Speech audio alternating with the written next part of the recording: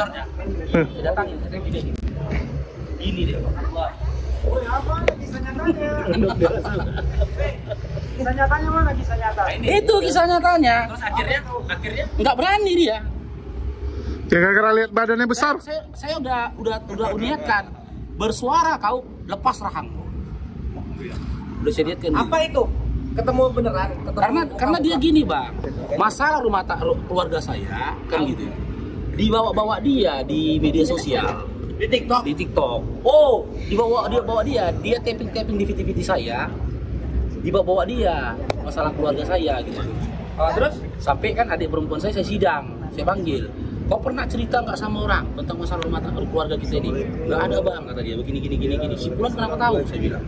Nggak ada, aku cerita. Ya udah nggak jumpa. Dijumpa mau dia dijumpa? Nggak sengaja jumpa ya bang Kores. Kok tahu mukanya?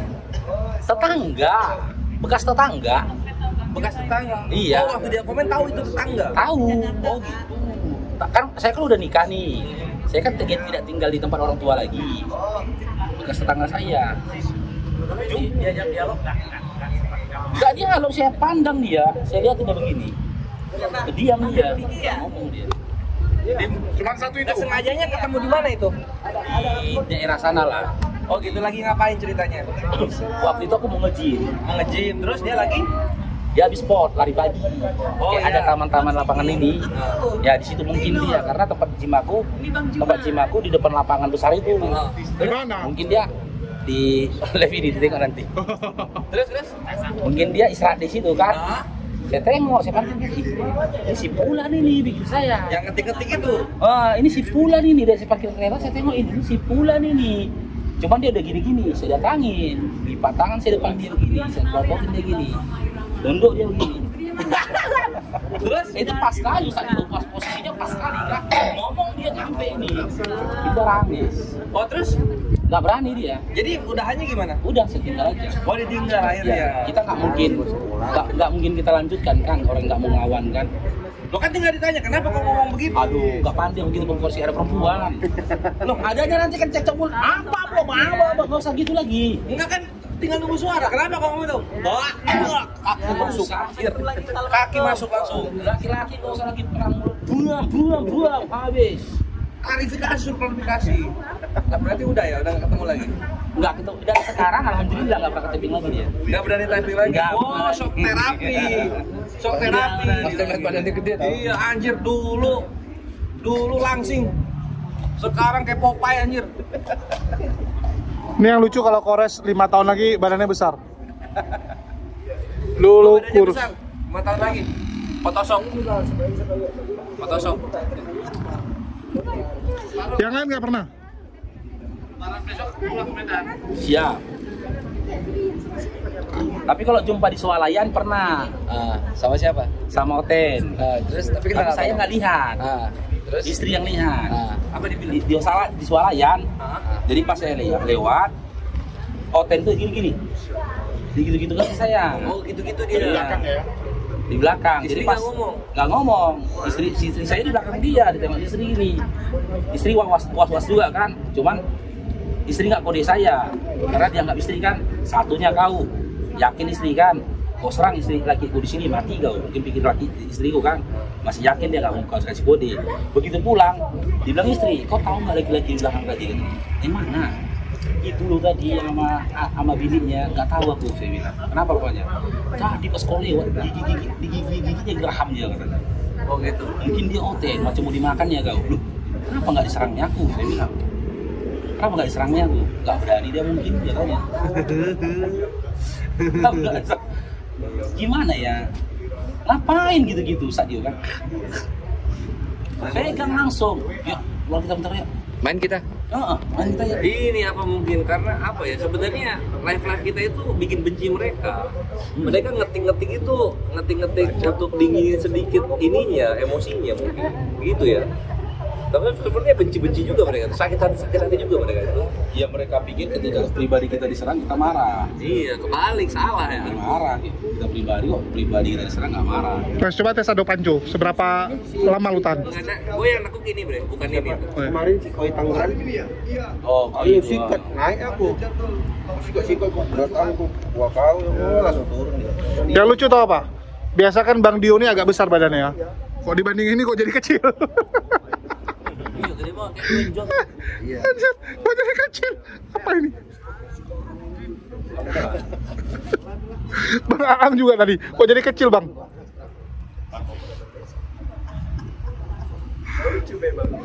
Iya, terhitung tuh ya. Sebenarnya ringkih dia itu.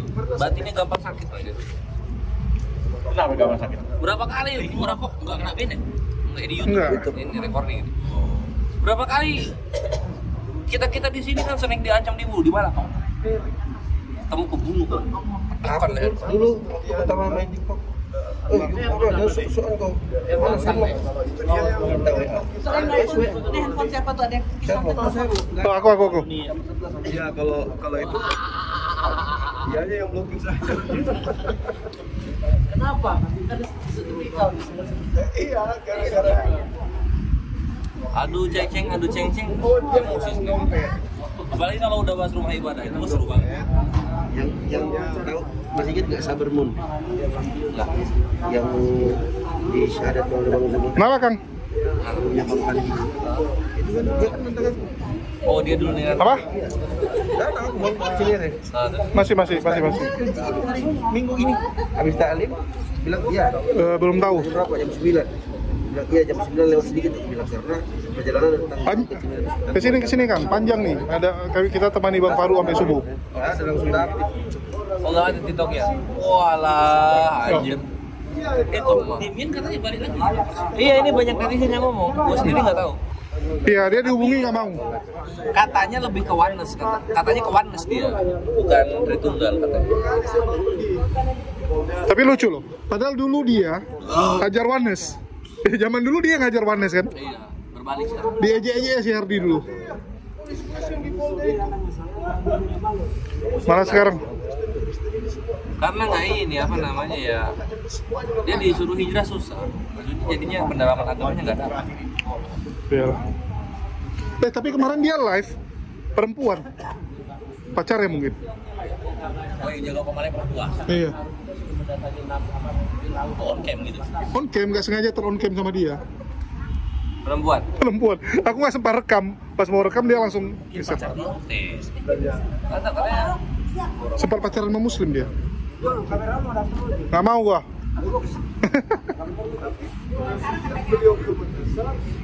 duduk ah. Ya siap. Di Jakarta udah berapa? Boris nggak bener. Sorry. Gua kan mau lihat Bang Faru jawab. Udah berapa hari di Jakarta, Bang? 2 hari apa ini? Terus apa kesan-kesannya ke acara Jakirnya bagaimana? Ya ada kekecewaan sih ya, sepinya penonton, antusias masyarakat itu Kan hari berkurang. kedua udah Oh, gitu ya? berapa hari di Indonesia, jadi udah peminatnya gitu. Karena Tadi- berapa persen memang ya? Tadi malam banyak kali kursi yang kosong tuh stadion kan? Ya memang yang paling rame di Malang Di Malang paling ramai. Tapi itu pun cuma nggak penuh. Apa tuh? Jakir naik paling rame di Malang. Emang ke Jakarta kenapa? Sepi dibilang. Enggak, Hari berapa? semalam hari keberapa Ustaz? Hari kedua. Hari kedua. Malam ini terakhir. Malam ini terakhir. Coba lihat live. Malam ini terakhir. Dia ngambil angle tuh dari penonton. Oh nggak dilihatin penonton. Terus selama ini Bang Faruk mualaf tahu berapa sih? 2012. Kenapa berhenti makan babi? Ini diceritakan nggak ini ya? Iya ceritain aja. Yang panjang. Yang lain dulu. Jadi gini ya, Bang Faruk jujur nih ya, ketika saya udah syahadat, saya masih makan babi. Oh terus apa? Saya masih makan babi. Saya masih makan babi, tapi saya makan babi karena saya fakir. Oh. Masih pakai ilmu. Tidak, saya fakir, fakir harta, saya nggak punya uang, nggak punya uang. Nah, terus. Jadi waktu Babi kan mahal. Gini ceritanya Bang Julius. Saya waktu itu jaga di sebuah restoran, pembangunan restoran. Saya jadi security di situ. Saya jaga 24 jam. Saya jaga 24 jam, gaji saya 1 bulan 1 juta. Kan gitu. Penyakit security, tengah malam lapar. Kan gitu, tengah malam lapar. Jadi teman saya jaga itu orang Keling dulu, orang India. Bapak dia supir taksi. Dia bilang, nanti Bang Farouk, aku telepon bapakku biar dia ngantar makanan. Dia antar makanan mie. Saya tahu ini mie babi. Tapi saya lapar kali Bang Andi. Saya makan. Setelah saya makan, saya itu muntah-muntah. Wallahi kisah ini. Muntah-muntah sampai saya rasa macam isi perut ini keluar. Teman saya yang India ini, dia tahu saya mualaf. Terus dia bilang, Bang, mungkin gua nggak bisa makan babi lagi nih Bang. Waktu itu saya masih yakinkan, aku masuk angin, saya bilang. Aku ini masuk angin karena udah lama lapar, makan muntah karena masuk angin. Udah akhirnya lemas tidur saya waktu itu. 3 minggu kemudian ketemu sama kawan, pas lapar, duit nggak punya, diajak lagi makan babi. Makan lagi? Iya, kedua kali nih Bang Ores. Pergi saya makan babinya. Habis itu tuh muntah-muntah lagi itu yang parah sampai dibopong pulang. Tahun-tahun 2000. Di tahun 2013. Di tahun 2013. Itu baru syahadat itu. Baru syahadat. Oh, iya. Baru syahadat. Udah, setelah itu saya mulai merenung. Apa yang dibilang kawanku yang orang India ini bener nggak ya? Aku udah nggak bisa makan babi lagi. Kan gitu. Setelah itu saya uji lagi. Seminggu kemudian saya uji. Saya bilang sama teman saya, ayo kita makan saksang, saya bilang. Pergi. Saksang apa? Daging babi. Oh, saksang babi. Nah, dimasak dengan saksang. Disajikan daging babi itu di depan. Belum saya makan, muntah. Lihat aja. Iya, lihat aja muntah. Enggak, kalau itu memang udah jijik. Tiba-tiba muncul dalam diri ini jijik nengoknya. Nggak tahu tak kenapa tiba-tiba jijik. Jadi sampai detik ini babi ini kan masaknya khas ini Bang Andi. Terkadang ada masakan di Medan ini, dia bumbunya itu pakai ketumbar. Kalau ketumbar berlebih itu masakan babi begitu dia. Ketumbarnya itu berlebih. Kalau aku cicipi makanan, entah mie, nasi, entah makanan apapun, kalau ketumbarnya berlebih, itu aku muntah. Aku teringat daging babi. Meskipun saya tidak tuding ya masakan itu pakai babi, tapi karena rasanya itu mirip sama masakan babi ketika saya makan, ketika saya teringat babi, saya muntah. Jadi terakhir itu sebagai pelajaran nggak lagi? Kalau sekarang Nggak, dulu waktu itu. Terakhir udah nggak lagi, karena udah muncul jijik tadi. Jadi Bang Farouk itu mualaf dalam kondisi ekonomi sangat tidak menguntungkan ya? Iya, pada saat itu. Artinya memang mualaf itu tidak langsung menjanjikan kebahagiaan, menderita batin. Menderita batin, menderita fisik. Segalanya. Iya. Saya Bang Andi, 2 tahun saya syahadat, 1,5 tahun saya sakitan. Saya sakitan. Jadi hampir setiap hari keluar masuk rumah sakit. Itu juga jauh dari keluarga? Jauh dari, masih dekat sama keluarga. Tapi saya prinsipnya gini, ketika saya sudah memeluk Islam, ya, saya tidak akan mau menunjukkan fakirnya saya di depan keluarga saya. Saya tidak mau, karena saya anggap di dalam diri saya ada marwah iman dan Islam yang harus saya jaga marwahnya. Jangan mereka merendahkan itu. Semangat dijaga. Iya, jangan sampai mereka berpikir, tengok tuh si Farouk, setelah Islam miskin. Itu yang dijaga? Iya, itu dijaga. Setelah Islam itu begini. Makanya saya tidak mau menceritakan itu. Jadi saya punya kisah nyata ini Bang Andi. Istri hamil anak kedua. Saya baru operasi Bang Kores. Saya operasi di jam 8 malam. Kan anestesi nih. Saya operasi anestesi. Yang asam urat itu? Bukan. Ini lain lagi dia. Ini nggak tahu sakitnya apa. Hilang begitu saja. Alhamdulillah saat ini. Jadi setelah saya operasi, jam 9 malam gempa Bang Andi. Oh, 2004 bukan? Di tahun 2014 kalau nggak salah itu. Pak, 2014 2015. Oh, Jadi, tahu. orang Medan ini tahu ya. Saya waktu itu di rumah sakit Marta Priska Brayan. Saya ada di lantai 5, istri saya hamil besar. Gempa, saya nggak bisa bergerak. Kan gitu. Waktu itu saya bayangkan saya gini. Saya bilang sama istri saya, pergi kau selamatkan anakku, saya bilang. Istri udah sempat bimbang, terakhir dia balik, dia peluk saya. Dalam hati saya berniat begini Bang Andi, saya bilang, ya Allah ya Tuhanku, jika di sisa umurku ada kehendakmu mengarahkan aku untuk kembali ke belakang atau murtad, maka kematian hari ini lebih aku cintai ya Allah. Allahu Akbar. Wallahi, berani saya. Kematianku hari ini lebih aku cintai Daripada aku mundur. Iya, maksud saya gini, jika di sisa umurku ada ketetapanmu ya untuk aku kembali ke belakang murtad, maka kematian hari ini lebih aku cintai ya Allah, saya bilang. Akhirnya gempanya berhenti. Habis itu gempa lagi kedua, gitu loh. Gempa susulan, ada gempa susulannya. Ya akhirnya tidak jadi, meninggal dia kan.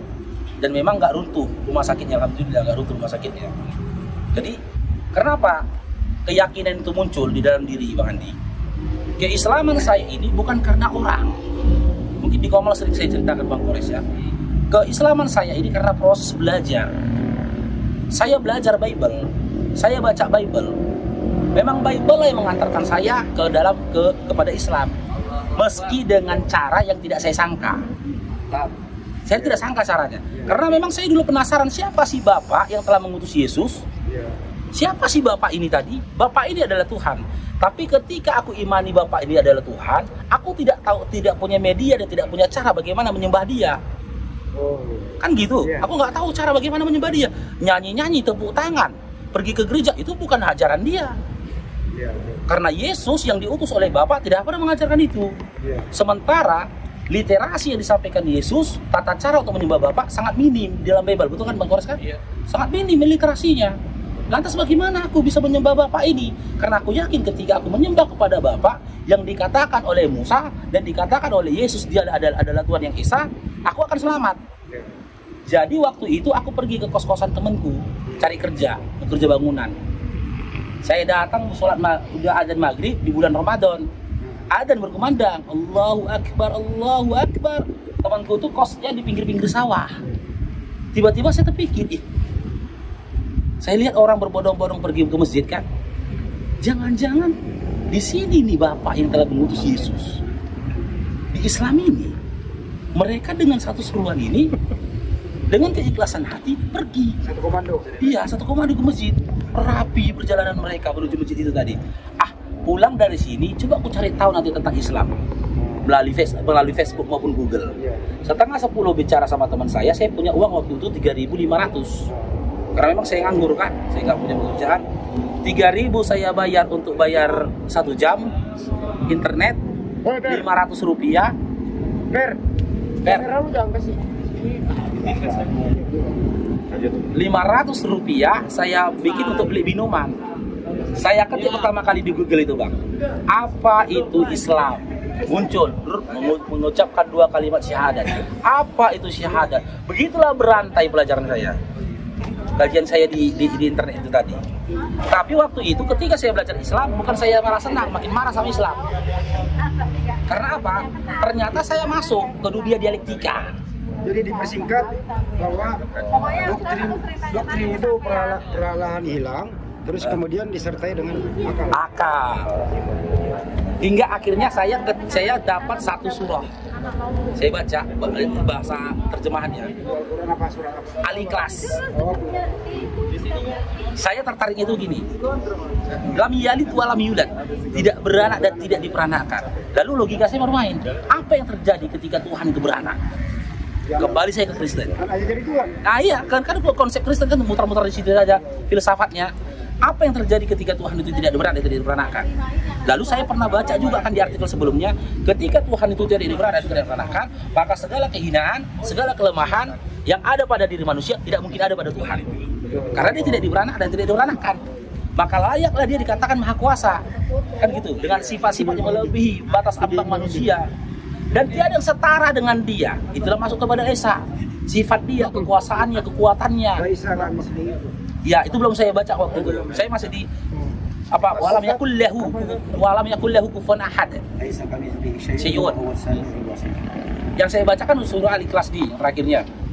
Walam yakul lahu kufuwan ahad, dan tiada yang setara dengan dia kan? Pemahaman tiada setara dengan dia, dengan kondisi manusia terhebat. Dengan kondisi manusia terhebat di bumi ini, maka seharusnya Tuhan melebihi itu. Hingga akhirnya saya nyamannya benar Tuhan itu Esa.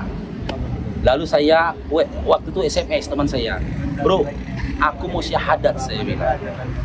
Ini teman dekat saya, ternyata dia bilang dia, kau kalau bercanda masalah lain nggak masalah katanya. Tapi kalau tentang agama dia muslim Bang Andi. Tapi kalau tentang agama berantem menjadi kita katanya. Serius, aku emosiannya. Tapi karena dia tahu keluarga saya, bapak mama saya, adik-adik saya dia tahu. Saya bilang, jangan ceritakan ke siapapun tentang kesiadatan saya. Rahasia dulu. Rahasia. Memang siadat saya itu saya rahasiakan sampai 2 tahun Bang Andi. 2 tahun berkeluarga kamu? Iya. Mama bapak. Kalau adik paling kecil tahu. Ketika saya apa sih, Bang? Sianipar. Oh, sianipar. Oh, Sianipar. Dia enggak sih. Memang alhamdulillah adik perempuan saya kan enggak ngasih tahu karena bayang-bayangan saya dulu kalau lah mama saya tahu, saya saja takutnya mati. Keluarga panjang durasi, pertanyaan terakhir nih karena kita tahu perbedaan antara waktu masih Kristen dan di Islam, apa perbedaannya yang paling? Ini perbedaan perbedaan perbuatan atau pemikiran. Dua-duanya Sikap. Dua-duanya nggak apa-apa. Kalau perbedaan sikap ini saya sambung perkataan keluarga sendiri. Ya, mama saya sebelum dia meninggal Bang Andi, dia sakit-sakitan. Dia sakit dia sampai lupa ingatan. Dia kalau udah kumat dia macam orang kesurupan. Semua anak-anaknya dia maki. Gak ada yang bisa menerangkan dia. Dan adik saya, keluarga saya yang dipanggil siapa? Saya. Begitu melihat saya, nangis teduh dia. Karena apa? Karena saya implementasikan apa yang diajarkan Nabi Muhammad SAW kepada orang tua saya. Bahkan saya punya prinsip sendiri. Jika seluruh manusia di atas bumi ini mengatakan 1 tambah 1 sama dengan 2, tapi mamaku mengatakan 3, benarkan mamaku. Gunanya apa? Supaya jangan menyakiti hatinya. Tapi begitu mamaku meninggalkan perdebatan itu, saya datangin orang yang mengatakan 2. Maafkan aku, mamaku, kau benar 3. Kau benar 2, mamaku salah. Tapi tidak mungkin, tidak akan mungkin ku benarkan kau di depan mamaku, di mana nanti perkataanku ini, sikapku ini menyakiti hatinya. Karena seakan-akan aku tidak membela dia. Sepanjang bukan merusak akidah ya. Iya, bukan selama tidak di akidah gitu. Karena kan orang-orang Batak ini kadang mau berselisih dengan keluarga. Prinsip. Ya berselisih lah ada masalah ini. Kalau saya perselisihan seperti itu, saya bilang sama saya tetap sabar menghadapi dia gitu. Itu hasilnya kan ketika melihat saya tenang dia nangis. Terus dia cuma si Pulan kurang ajar sama aku. Tapi ibu meninggal dalam keadaan kafir. Meninggal. Dua-duanya. Tidak, bapak masih ada. Bapak masih belum. Bapak masih belum muslim. Berdoa aja ya. Iya. Tapi kalau bapak saya terjun di dunia apologi pun dia tahu dia. Dan dia nggak pernah mempermasalahkannya. Dan bahkan prinsipnya lebih indah mana kehidupan sekarang dibanding yang dulu? Itu sama dengan membandingkan ya mana lebih indah di Islam atau di agama dulu. Ya jelas dia itu antara membandingkan indahnya anggrek dengan tong sampah. Jelas. Karena apa? Apa yang kita imani, apa yang kita yakini, dan apa yang kita kerjakan, semua itu ada literasinya kan? Ada perintahnya. Iya, ada perintahnya dalam Al-Quran. Sementara di iman saya dulu tidak ada. Gitu. Tidak ada. Jadi bagaimana jelasnya antara hitam dan putih? Contohnya ibadah gitu ya. Iya, ibadah. Tidak ada. Apa yang dikerjakan hanya berdasarkan. Karena saya gini, prinsipnya berpikir gini. Makanya kemarin debat sama Oki saya bilang, nanti dulu kita bahas tentang surga dan neraka. Sebelum kita membahas surga dan neraka, kita kaji dulu perintah dan larangan. Itu dulu kan. Ada perintah, ada larangan. Ikuti perintah surga, kerjakan larangan neraka. Tak akan mungkin ada surga dan neraka ketika dalam imanmu tidak ada perintah dan larangan. Di agama saya itu ada perintah dan larangan? Tidak ada. Bagaimana mungkin mereka punya surga? Bukan mati. Karena memang secara eksplisit, ya Yesus itu sendiri tidak pernah kan memberikan perintah dan larangan. Emang di Kristen itu nggak ada larangan? Apa larangannya? Jadi banyak. Segala sesuatu halal bagiku gitu. Roma 14 ya, nomor 9. Bukan, itu Yesus mati hidup menjadi Tuhan. Kisah 11. Roma 3 nomor 28. Kan Roma 3 nomor 28 kan begitu kan? Diselamatkan karena iman, bukan karena aturan. Iman tidak bisa kita selamat karena iman. Sementara kita hidup dengan hawa nafsu kita karena tidak ada yang mengekang kita dan juga yang menuntun hidup kita berupa aturan itu tadi. Tak akan mungkin kalau begitu, nanti surga itu tempatnya pezina semua. Menurut Bang Farouk, apa ya penyebab utama ya saudara-saudara kita, tetangga kita di sebelah itu sulit menerima Islam? Nah, sebenarnya begini Bang Andi, karena saya bekas dari sana, saya yakin dan percaya seandainya Allah izinkan kita menyelami hati mereka, kita akan saksikan hati mereka mengatakan Islam yang benar. Tapi mereka tuh tetap berpegang pada prinsip untung rugi. Duniawi dong. Iya, untung rugi. Apa untungnya ketika aku Islam? Apa ruginya aku setelah aku Islam? Setelah mereka kaji hitungan duniawi, rugi semua. Iyalah. Kan rugi semua. Ketika dia di Kristen ibadah seminggu sekali itu tidak wajib. Masuk dia di Islam ibadah di sholat 5 waktu sehari, rugi dia kan? Dari berleha-leha jadi sibuk dia dengan ibadah, sholat 5 waktu. Yang kedua dari segi makanan dan minuman, ketika dia di agamanya dulu bebas dia makan apapun. Begitu dia masuk Islam ada aturan tentang makanan dan minuman. Nah, kan kalah dia di situ kan? Iya. Yang ketiga, ketika dia sebelum Islam bebas dia mau makan kapanpun, tapi begitu dia Islam, nah dia punya aturan tentang berpuasa di bulan Ramadan. Dan yang lebih penting lagi apa? Ketika dia di agamanya dulu tidak ada kewajiban atas dia untuk mengeluarkan hartanya. Oh iya. Yang berupa zakat. Ada paksaan, ada perpuluhan. Tidak. Kan diskon 75%, lebih untung dong. Karena begini, kalau konsep tentang perpuluhan itu tidak menyeluruh kan? Tidak menyeluruh ke semua pada Wajib. tidak menyeluruh kepada semua Kristen melakukannya. Iya. Sementara dalam zakat 2,5% jika tidak dilakukan berdosa karena hukumnya wajib. Dan mereka tidak menginginkan itu. Syarat 25% manusia. Iya, jadi yang mereka tolak itu bukan Islamnya. Yang mereka tolak itu adalah tanggung jawab ketika mereka menjadi Islam.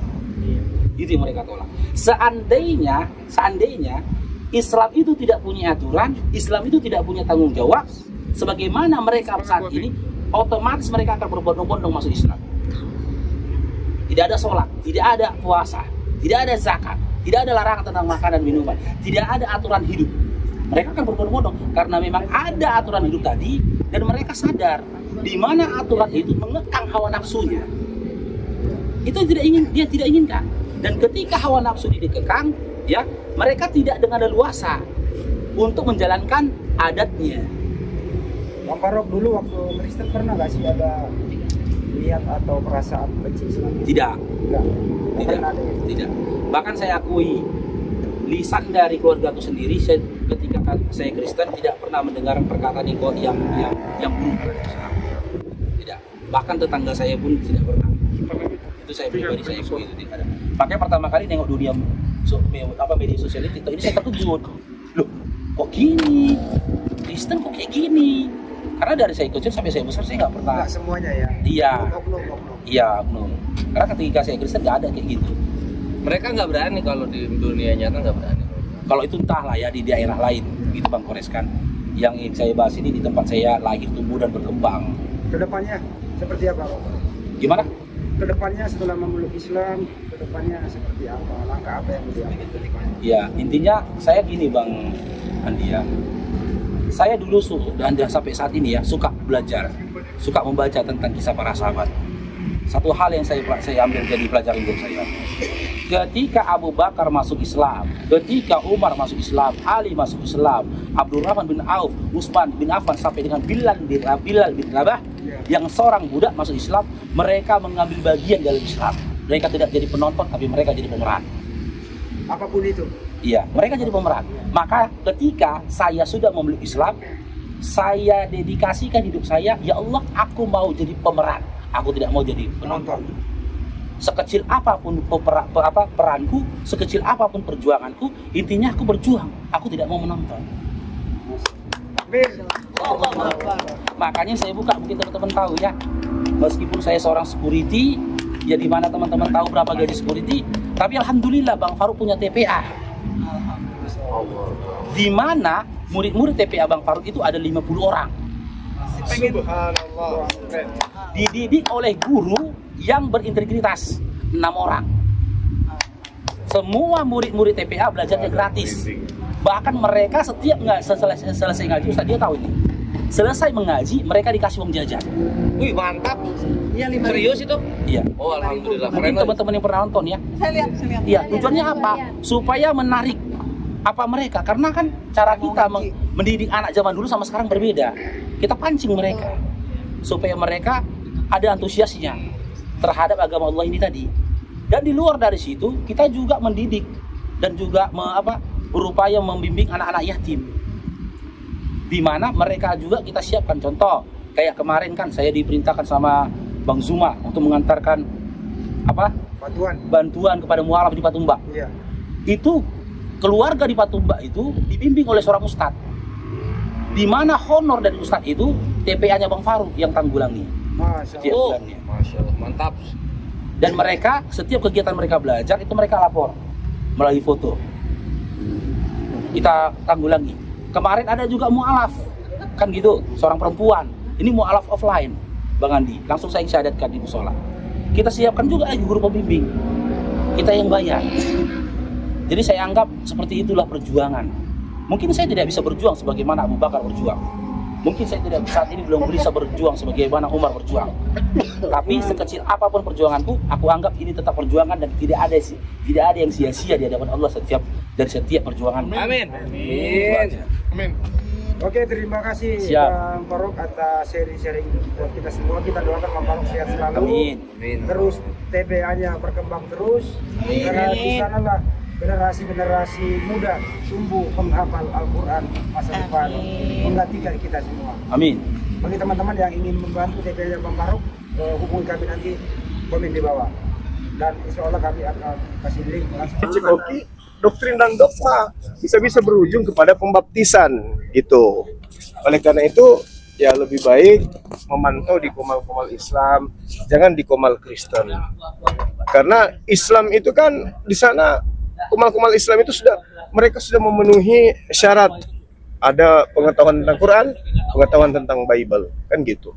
Nah sementara teman-teman ini baru juga mengetahui ada dunia debat, tiba-tiba naik ke komal orang Kristen, ya babak telur lah di situ. Jadi jangan, karena tidak semua kita itu bisa memahami dan menangkap materi-materi tentang Kristologi. Karena materi Kristologi itu ya asik memang untuk dikaji, untuk diperdebatkan, tetapi dibalik ke semuanya ini ya, ada hal yang harus kita hindari. Apa itu? Kelihayan mereka mengolah kata-kata sehingga bisa menjebak orang lain untuk bisa jatuh cinta kepada ajaran mereka. Itu gitu Bang Handi. Ya. Yang terakhir bagaimana? Siap. Seperti apa yang Pak Bima inginkan lawan-lawan diskusi di media sosial? Nah, baik. Lawan apa?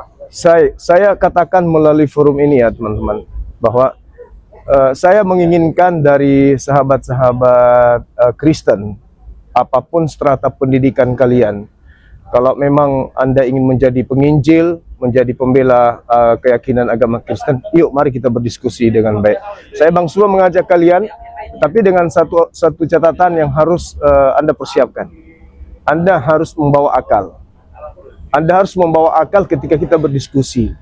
Karena untuk memahami, untuk mengetahui, untuk menjelaskan, menguraikan sebuah materi, apapun itu, tentu akal. Orang bisa menjelaskan warna hitam, akal, putih, akal, semuanya karena akal. Jangan lagi ada trik-trik, wah Anda tidak memiliki Roh Kudus, Anda tidak memiliki ini, nggak ada itu. Yang harus dikedepankan adalah akal. Nih. Jadi kalau Anda ingin berdebat, silakan, kami menunggu teman-teman, pendeta, pastor, atau apapun itu penggiat daripada apologet dunia debat. Mari Bang Suma mengajak kalian untuk berdiskusi secara ini logika, akal sehat. Gitu Bang Handi. Pendapat mereka itu Pak Juma tahu tentang Bible, Pak Jumanya framing, Pak Juma menista karena nggak ngerti Bible. Oh nggak bisa. Anda mengatakan saya so tahu karena memang saya tahu. Oke mana? Oke mana? Bukti ketika kita berdiskusi, ya bahkan banyak di antara kalian yang bertanya, itu tertulis di mana?